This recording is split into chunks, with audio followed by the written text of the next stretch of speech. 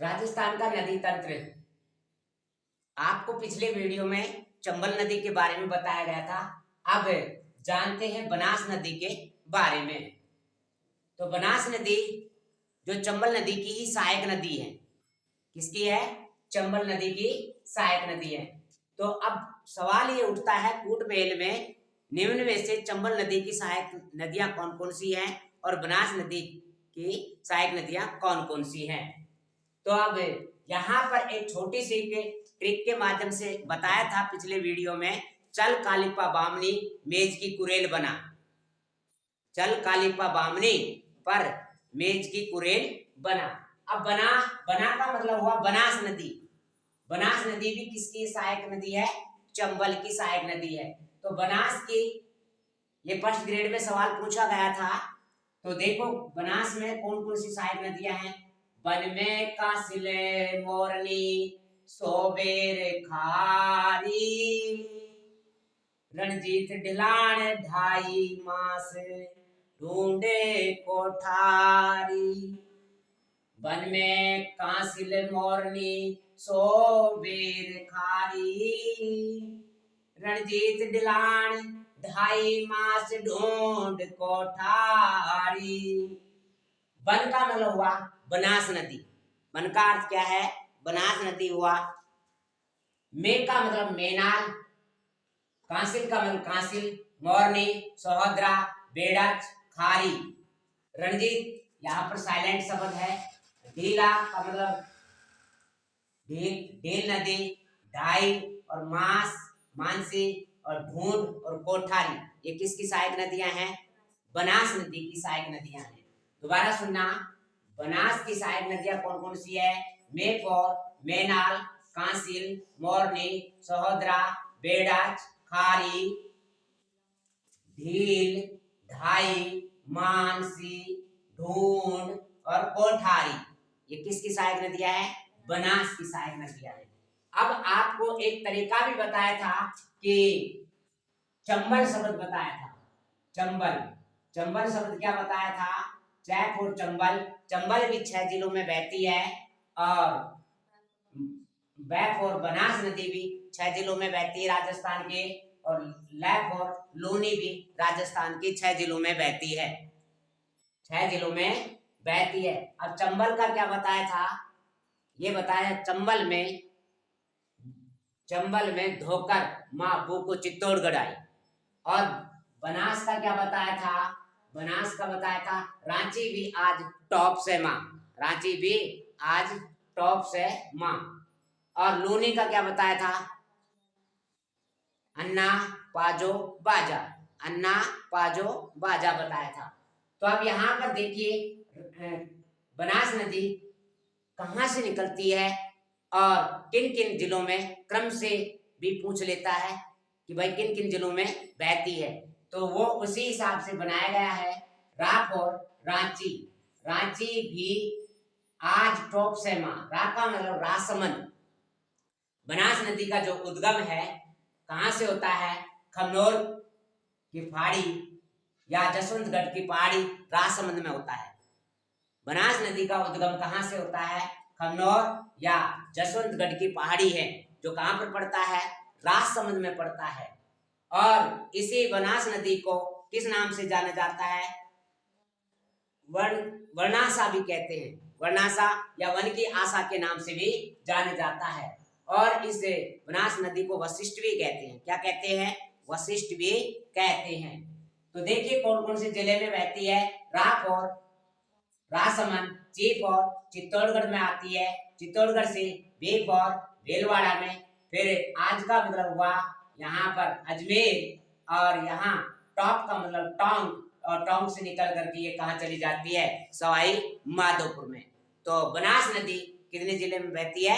6 जिलों में बहती है। तो बोलेंगे राजसमंद चित्तौड़गढ़ भीलवाड़ा अजमेर टोंक सवाई माधोपुर। सवाई माधोपुर इस तरीके से आपकी बनास नदी बहती है। अब देखते हैं एक एक के बारे में जान लेते हैं। मे का मतलब है मेनाल। मेनाल नदी किसकी सहायक नदियां हैं? बनास की है। मैप और मेनाल। मैप और मांडलगढ़ भीलवाड़ा में। मैं फॉर मैनाल, मैं फॉर मांडलगढ़ भीलवाड़ा में। और ये इसी नदी के ऊपर कौन सा जलप्रपात बना हुआ है? मैनाल जलप्रपात। मैनाल जलप्रपात कहाँ पर है? मैं फॉर मांडलगढ़ में है, मैं फॉर मांडलगढ़ भीलवाड़ा में है। अब बेडच, बे फॉर यहाँ पर लिख रखा बेर, बेर का अर्थ है बेडच, बेडच यानी बेच गो। इसको कैसे याद रखना है पड़ेगा? बेच गो। बेच गो का मतलब क्या हुआ? बेडच नदी है, जो कौन सी नदी? बेडच नदी है, वो गोगुंदा, गो का मतलब गोगुंदा, उदयपुर से निकलती है। कहां से निकलती है? गोगुंदा के उदयपुर से निकलती है। बहाव क्षेत्र की बात करें, बहाव क्षेत्र कहाँ है? उदयपुर से चलती है, चित्तौड़गढ़ में पहुंचती है, चित्तौड़गढ़ से ये कहां पर पहुंचती है? भीलवाड़ा में पहुंचती है। कहां पर पहुंचती है? भीलवाड़ा में। जब बेडच नदी निकलती है उस समय किस नाम से बहती है? ये आयड़, आयड़ के नाम से बहती है। किसके नाम से बहती है? आयड़ नदी के नाम से बहती है। उद्गम स्थल पर इसका नाम आयड़ नदी है। जब उदय सागर के बाद इसका नाम बेडच पड़ जाता है। उदय सागर, उदय सागर, उदय सागर के बाद इसका नाम क्या पड़ जाता है? बेडच। आयड़ सभ्यता किस नदी के तट पर फली फूली? तो किस नदी के तट पर? बेडच नदी के तट पर फली फूली। और इसी बेडच नदी के तट के ऊपर गौसुंडा बांध बना हुआ है। कौन सा बांध बना हुआ है? गौसुंडा बांध बना हुआ है, जो कहां पर है? चित्तौड़गढ़ में है। कहां पर है भाई? चित्तौड़गढ़ में है। अब बात करते हैं खारी, खारी की बात करते हैं। खारी नदी, खारी बिजराल की पहाड़ी है, खारी बिजराल की पहाड़ी है, और इस बिजराल की पहाड़ी से निकलती है कौन सी? खारी नदी, जो कहां पर पड़ता है? बिजराल, राजसमंद में, राजसमंद में। अब इसका बहाव क्षेत्र की बात करें, खारी नदी कहां से कैसे पहुंचती है? ये तो बिजराल की पहाड़ी से निकल करके राजसमंद में आती है। राजसमंद में तो पड़ता ही है बिजराल, और फिर इसके बाद में ये भीलवाड़ा में जाती है। भीलवाड़ा से किस में जाती है? अजमेर में, और अजमेर के बाद में कहां पहुंच जाती है? टोंक में पहुंच जाती है। और टोंक के भी देवली नामक स्थान पर जाकर के ये किस में मिल जाती है? बनास में मिल जाती है। देवली नामक स्थान पर जाकर के ये किस में मिल जाती है? बनास में मिल जाती है। अब बात करते हैं कोठारी, कोठारी नदी। कोठारी नदी देवेर की घाटी है। कहां की घाटी है? देवेर की घाटी, जो कहां पर पड़ती है? राजसमंद में है। कहां पर पड़ती है? राजसमंद में। वहां से इसका उद्गम होता है कोठारी नदी का, और इसी कोठारी नदी के ऊपर मेजा बांध बना हुआ है। कौन सा बांध बना हुआ है? मेजा बांध बना हुआ है। और इसी मेजा बांध को ग्रीन माउंट के नाम से भी जाना जाता है। मेजा बांध को किस नाम से जाना जाता है? Green mount. और मेजा बांध कहां पर स्थित है? भीलवाड़ा में। मेजा बांध कहां पर स्थित है भाई? भीलवाड़ा में। और इसी कोठारी नदी के, या नो कहें यहीं पर बागोर सभ्यता है। कौन सी सभ्यता है? बागोर सभ्यता। किस नदी के पेटे पर फली फूली? तो कोठारी नदी के पेटे पर फली फूली थी। अब बात करते हैं गंभीरी नदी। गंभीरी, गैप और गंभीरी, गैप और गुडला गांव, गैप और गंभीरी, गैप और गुडला गांव। गुडला गांव कहां पर पड़ता है? करौली में पड़ता है। क्या पड़ता है? करौली में। यह राजस्थान का सबसे बड़ा मिट्टी का बांध है। यह राजस्थान का सबसे बड़ा मिट्टी का बांध है, जिसको कहते हैं पांचना बांध। पांचना बांध है यहीं पर करौली में। ही क्या है? पांचना बांध है। करौली में कौन सा बांध है? पांचना बांध है। इसमें 5 नदियों का संगम होने के कारण से इसको पांचना बांध की संज्ञा दी जाती है। अब 5 नदियां वो कौन कौन सी आती हैं, इसके बारे में जान लेते हैं। ऐसा करो 5 भैंस आटा माचिस बरखेड़ा भर दो। ऐसा करो, ऐसा का मतलब हुआ यहाँ पर ऐसा करो, तो यहाँ ऐसा का ऐसा ही रहेगा, यहाँ पर कोई नहीं है। करो का मतलब करौली है। 5 का मतलब पांचना बांध है। 5 का मतलब क्या हुआ? पांचना बांध है। भैंस का मतलब भैंसावट नदी है, भैंसावट। आटा का मतलब आटा नदी, और माचिस का मतलब क्या हुआ? माची। और बरखेड़ा का मतलब बरखेड़ा, और बरदो का मतलब हुआ भद्रवती। नदी, भद्रवती नदी। तो दोबारा सुनना, पांचना बांध में कौन कौन सी नदियां आकर के मिलती हैं। पांचना बांध कहाँ पर पड़ता है? तो ऐसा करो, 5 भैंस आटा माचिस बरखेड़ा भर दो। ऐसा करो, 5 भैंस आटा माचिस बरखेड़ा भर दो। 5 का मतलब पांचना बांध, भैंसावट, आटा और माची और बरखेड़ा और भद्रवती, ये नदियां इसमें आकर के मिलती हैं। अब बात करते हैं सहोदरा। सहोदरा के बाद सो का मतलब सहोदरा, सो का मतलब क्या है? सहोदरा। ये अराय गांव अजमेर में इसका उद्गम होता है। सहोदरा नदी का अराय गांव उद्गम में होता है। और टोरडी सागर बांध बना हुआ है। कौन सा बना हुआ है? टोरडी सागर बांध, जो कहां पर? टैप और टोरडी, टैप और टोंक में है। टैप और टोरडी, टैप और टोंक में है, टोंक में। अब बात करते हैं ढाई। ढाई का मतलब क्या हुआ? नसीराबाद में। कहां पर है? नसीराबाद से निकलती है ढाई नदी। नसीराबाद कहां पर पड़ता है? अजमेर। और अजमेर से ये निकल करके कहां चली जाती है? टोंक। टोंक के बिलासपुर में, बिलासपुर के पास जाकर के ये बनास नदी में मिल जाती है। भाई टोंक के बिलासपुर है, वहां पर जाकर के मिल जाती है। कौन सी नदी? ढाई नदी। अब बात करते हैं कुन्नो या कुन्नौर। कुन्नो या कुन्नौर जो नदी है, ये क्या है? गुना गांव है। गुना गांव है जो एमपी से निकल करके आती है। गुना गांव एमपी से निकल करके आती है। एस अक्षर का आकार बनाती है। कैसे बहती है? एस आकार में बहती है। राजस्थान में जब आती है ये एमपी से निकल करके, तो राजस्थान में कहां प्रवेश करती है? मुसेरी गांव बारा में। मुसेरी गांव बारा में प्रवेश करती है। कौन सी? कुन्नो या कुन्नौर। कुन्नो या कुन्नौर। फिर ये किस में आती है? एमपी में। फिर चली जाती है वापस, पुनः प्रवेश करती है फिर राजस्थान में। 2 बार प्रवेश करती है। राजस्थान में कितनी बार प्रवेश करती है? 2 बार प्रवेश करती है। शुरू स्टार्टिंग में जब प्रवेश करती है तो मुसेरी गांव बारा में आती है, फिर वापस एमपी में चली जाती है, फिर पुनः प्रवेश करती है। फिर पुनः प्रवेश करके ये गोवर्धनपुरा, गोवर्धनपुरा गांव है कोटा में। कोटा में फिर प्रवेश करती है और कोटा में जाकर के ये चंबल नदी में मिल जाती है। चंबल नदी में मिल जाती है। अब ये चंबल की भी सहायक है। ये कुन्नौर उसी में आया था। कुन्नौर शब्द क्या बताया था? चल कालिपा बामनी मेज की कुरेल बना। कुरेल बना, ये चंबल में आया था। ये किस में आया था? चंबल में। अब है धील। धील का मतलब है, यह धील, यहाँ पर ये ढील लिख रखा है। तो ढील नदी है बोली गांव टोंक में, और उत्तर से दक्षिण दिशा में जाकर के जाती है। ये कौन सी? ढील नदी बोली गांव टोंक में है। उत्तर से दक्षिण दिशा में जाकर जयपुर में, जयपुर जाती है। टोंक से कहां जाती है? उत्तर से दक्षिण की ओर आती है। उत्तर से दक्षिण की दिशा में जाकर जयपुर से आती है टोंक में, और टोंक से ये चली जाती है सवाई माधोपुर में। सवाई माधोपुर के फिलपुरा गांव के पास बनास में मिल जाती है। किसमें मिल जाती है? फिलपुरा गांव बनास में मिल जाती है। तो एक गाना सुना होगा, धीरे धीरे बोल कोई सुनना ले। तो धीरे धीरे का मतलब क्या है? या धील नदी हो गई। बोल का मतलब क्या है? बोली गांव है। और टॉक फिर ना ले, यानी कि धीरे धीरे बोल टॉक फिर ना ले। तो बोल का मतलब बोली गांव हो गया, टॉक का मतलब है टोंक हो गया, फिर का मतलब ये कौन सा हो गया? फिलपुरा गांव। फिलपुरा गांव में आकर के बनास नदी में मिल जाती है। किसमें मिल जाती है?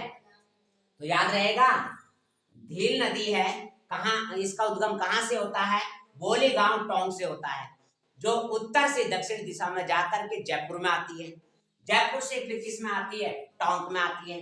फिर ये सवाई माधोपुर के फिलपुरा गांव के पास बनास नदी में मिल जाती है।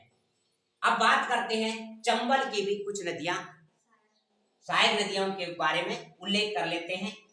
तो देखिए, इसमें चंबल नदी की सहायक नदियां आपको बताई थी। चल कालिपा बामनी पर मेज की कुरेल बना।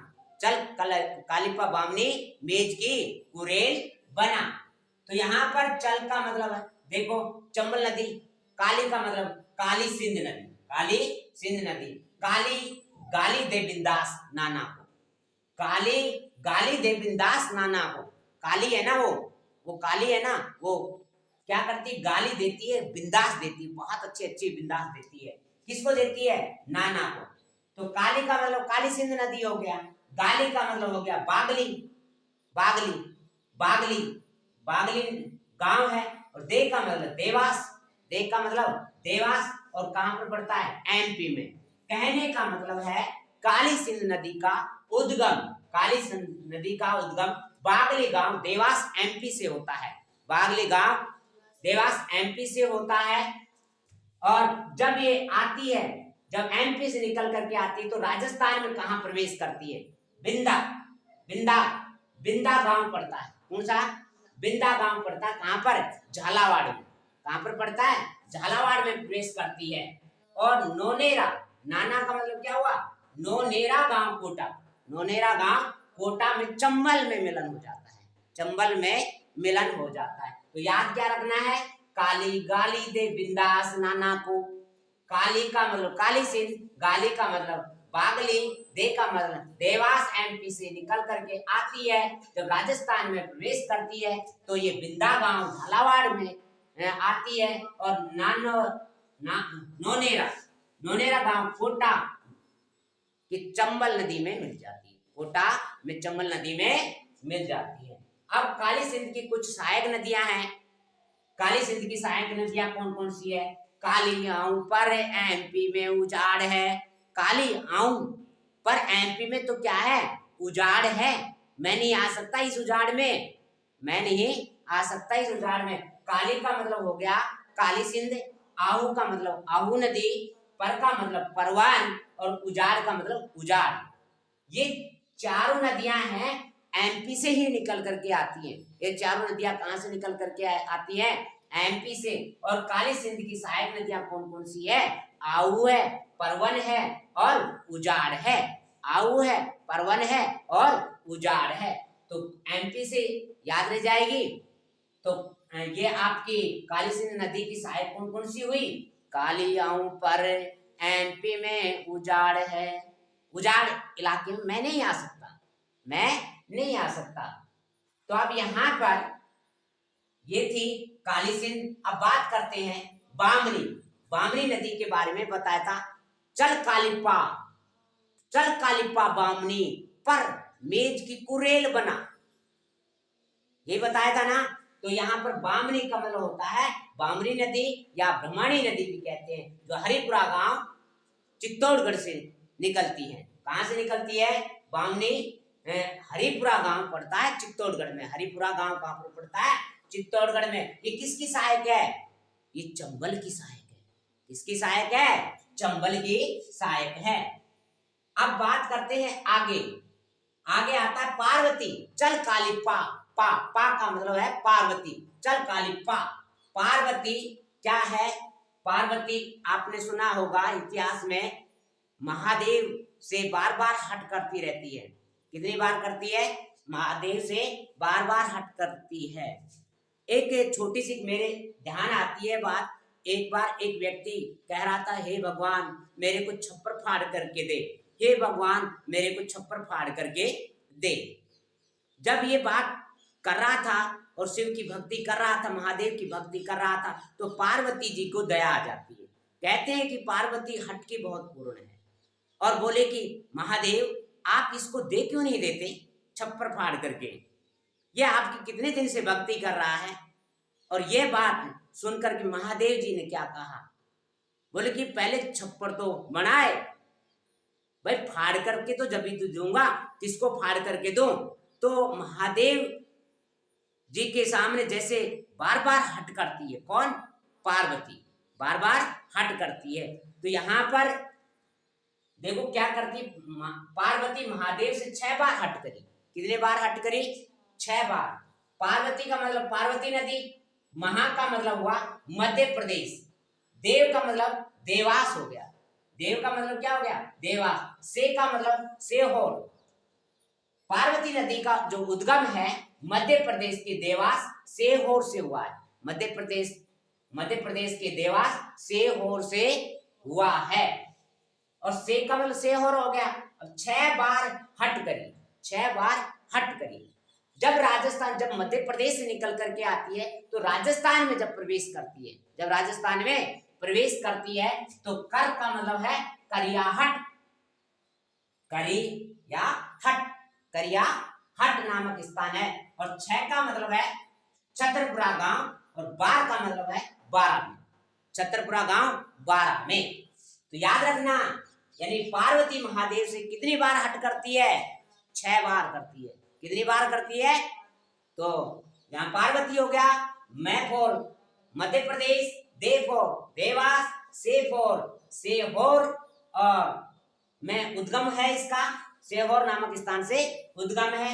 अब जब राजस्थान में प्रवेश करती है तो करियाहट छतरपुरा गांव 12, करियाहट छतरपुरा गांव 12 का मतलब 12 गांव, 12 गांव में प्रवेश करती है। और पालिया, कौन सा? पालिया, पालिया सवाई माधोपुर, पालिया सवाई माधोपुर के पास चंबल में मिलन हो जाता है। मालिया सवाई माधोपुर के पास चंबल में मिलन हो जाता है। एमपी और राजस्थान में की 2 बार सीमा बनाती है। एमपी और राजस्थान की कितनी बार सीमा बनाती है? 2 बार सीमा बनाने वाली नदी कौन सी है? पार्वती। कौन सी है? पार्वती है। परवन, अब बात आती है परवन, परवन नदी जो मालवा पठार एमपी से निकलती है। परवन नदी भी कहां से निकलती है? मालवा का पठार है, मालवा का पठार एमपी से निकल करके आती है। राजस्थान में जब प्रवेश करती है, राजस्थान में जब ये प्रवेश करती है तो खड़ीबार, कहां पर है? खड़ीबार, खड़ीबार झालावाड़ में आती है। और खड़ीबार झालावाड़ से ये कोटा में पहुंचती है और कोटा से ये कहां पर पहुंचती है? 12 में। कहने का मतलब है परवन नदी का बहाव क्षेत्र है झालावाड़ से कोटा, कोटा से 12, कोटा से 12 है। और इसी परवन नदी के ऊपर यानी कि पास तट के ऊपर शेरगढ़ अभ्यारण्य बना हुआ है, शेरगढ़ दुर्ग भी बना हुआ है और मनोहरपुर थाना दुर्ग भी बना हुआ है। कमेंट में जरूर बताएं मनोहरपुर थाना दुर्ग किस जिले में स्थित है, किस जिले में स्थित है। अब बात करते हैं मेजा नदी। कौन सी नदी? मेजा नदी। मेजा नदी जो आपकी कहां से निकलती है? बिजोलिया, बिजोलिया का जो पठार है, बिजोलिया का किसान आंदोलन के बारे में भी सुना होगा, तो वही है मेजा नदी। तो बिजोलिया भीलवाड़ा में पड़ता है। इसी नदी के ऊपर क्या बना हुआ है? बुढ़ा बांध बना हुआ है। कौन सा बांध बना हुआ है? बुढ़ा बांध बना हुआ है। और मेजा नदी की जो सहायक नदियां कौन कौन सी है? मेजा, कुबांज और मांगली। ये किसकी सहायक नदियां हैं? किसकी सहायक नदियां हैं? मेजा नदी की सहायक नदियां हैं। मेजा नदी की सहायक नदियां हो गई।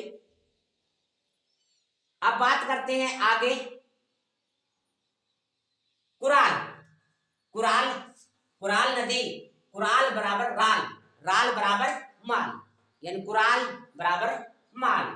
ऊपर माल का जो पठार है वहां से निकलती है कौन सी नदी? कुराल नदी। कहां से निकलती है? ऊपर माल के पठार से निकल करके आती है। तो ऊपर माल का पठार कहां पर स्थित है? अब बात आती है एक और नदी है जिसके बारे में यहाँ अलग से उल्लेख कर रहे हैं। तो वो नदी कौन सी है? बाणगंगा, बाणगंगा नदी है जो बैराट में है, जयपुर में है। बैराट जयपुर में है। दौसा, देखो बैराट से निकल करके दौसा में आती है, दौसा से भरतपुर में आती है और भरतपुर से निकल करके यूपी आगरा के फतेहाबाद के पास यमुना में मिलन हो जाता है। कौन सी नदी? बाणगंगा। बैक और बाणगंगा, बैक और बैराट, बैक और बैराट। बैराट जयपुर से निकल करके दौसा में जाती है और दौसा से ये कहां से निकलती है? भरतपुर में चली गई और भरतपुर से निकल करके ये यूपी आगरा के फतेहाबाद के पास यमुना में मिलन हो जाता है। बाणगंगा नदी के ऊपर अजान बांध बना हुआ है जो कहां पर है? भरतपुर में। कहां पर है? भरतपुर में। और इसी के ऊपर बैराट सभ्यता फली फूली थी। कौन सी नदी के तट पर फली फूली? बाणगंगा नदी के। और इस बाणगंगा नदी के ऊपर जमुआ रामगढ़ बांध भी बना हुआ है, जमुआ रामगढ़ बांध भी बना हुआ है। अब यहाँ पर बात करते हैं, बाण का मतलब है यहाँ इसकी सहायक नदियां कौन कौन सी है? तो यहाँ पर सूरी, सावन और पलासन, सूरी, सावन और पलासन इसकी सहायक नदियां हैं, इसकी सहायक नदियां हैं। अब बात कर रहे थे, ये थे बंगाल, बंगाल की खाड़ी की ओर जल ले जाने वाली, बंगाल की खाड़ी बैफोर। बात करें तो बनास है, बैफोर ब्रह्मपुत्र, गैफोर गंगा नदी, और लास्ट में ल किस नदी के अंत में आता है? वो है चंबल। क्या आता है? चंबल के अंत में आता है। बंगाल की खाड़ी की ओर जल ले जाने वाली नदियां कौन कौन सी है? बंगाल की खाड़ी की ओर जल ले जाने वाली नदियां कौन कौन सी? बैफोर बनास, बैफोर ब्रह्मपुत्र, बैफोर गंगा, और लैक इसके अंत में आता है, वो आता है चंबल के अंत में। किसके अंत में आता है? चंबल के। ये थी आपके बंगाल की खाड़ी की ओर जल ले जाने वाली नदियां, बंगाल की खाड़ी की ओर जल ले जाने वाली नदियां। यहां से सवाल 100% आते हैं, तो आपको अच्छी तरीके से इसको एक बार रिवाइज करना है, आपका 100% सवाल गलत नहीं होगा। अच्छा लगे तो लाइक करना, चैनल को सब्सक्राइब करना, शेयर करना न भूलें, और कमेंट में जरूर बताएं वीडियो कैसा लगा। Thank you. कि एकमात्र ऐसी नदी जिसका नाम है बेड़च, जो दाईं ओर से आकर के मिलती है। कैसे आती है? दाईं ओर से आकर के कौन सी नदी मिलती है? बनास की एकमात्र नदी है जिसका नाम है बेड़च। अब सवाल उठता है कि यहाँ पर दूसरी ओर राजस्थान की भूमि में बहने वाली ये सबसे लंबी नदी है। दूसरी ओर राजस्थान की भूमि में बहने वाली सबसे लंबी नदी कौन सी है? बनास। राजस्थान। अब इसके बाद में बात करते हैं कि बनास का बेसिन 12 जिलों में फैला हुआ है। कितने जिलों में फैला हुआ है? 12 जिलों में बेसिन है। बैफोर बेसिन, बैफोर बनास, बैफोर 12, बैफोर बेसिन, बैफोर 12, बैफोर बनास। तो सबसे ये कहें कि 12 जिलों में बेसिन किस नदी का फैला हुआ है? वो है बनास। बनास नदी टोंक में सर्पिला आकार की बहती है, सर्प के आकार में बहती है। सर्प के आकार में कौन सी नदी बहती है? बनास नदी बहती है। टोंक को 2 भागों में विभाजित कौन सी नदी करती है? टोंक को 2 भागों में विभाजित कौन सी नदी करती है? वो है बनास। पूर्ण बहाव की दृष्टि से सबसे लंबी नदी कौन सी है? पूर्ण बहाव की दृष्टि से सबसे लंबी नदी कौन सी है? तो वो है बनास है। कौन सी है? बनास है।